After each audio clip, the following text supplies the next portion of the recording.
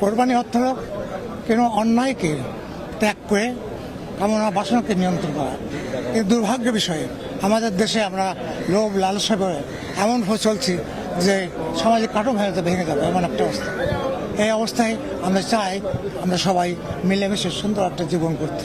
আমি আশা করি আগামী দিনে আমরা সেরকম একটা দিন পাবো, আমরা মিলেমিশে থাকবো, এটা আমাদের সবচেয়ে বড় কামনা। কুষ্টিয়াবাসী সবাইকে ঈদ মোবারক, ঈদের শুভেচ্ছা। আর আপনাদের মাধ্যমে আমরা সবাইকে ঈদ মোবারক জানাই।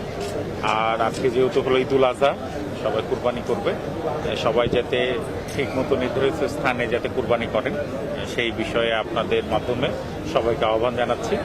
আর যাতে পরিষ্কার পরিচ্ছন্নতা পুরসভা থাকবে, আমাদের লোক থাকবে, সবাই মিলে যাতে আমরা পরিষ্কার রাখতে পারি সেটাই। আর সরকার আর একটা নির্দেশনা দিয়েছেন মাননীয় প্রধানমন্ত্রী যে চামড়ার বিষয়ে, চামড়া যাতে সঠিকভাবে সংরক্ষণ হয়। এটা একটা বড় ইন্ডাস্ট্রি, মাননীয় প্রধানমন্ত্রী চান যেটা কয়েক বিলিয়ন ডলারের একটা প্রতিষ্ঠানে পরিণত হোক। অতএব সেই বিষয়ে আপনাদের সহযোগিতা যাচ্ছে।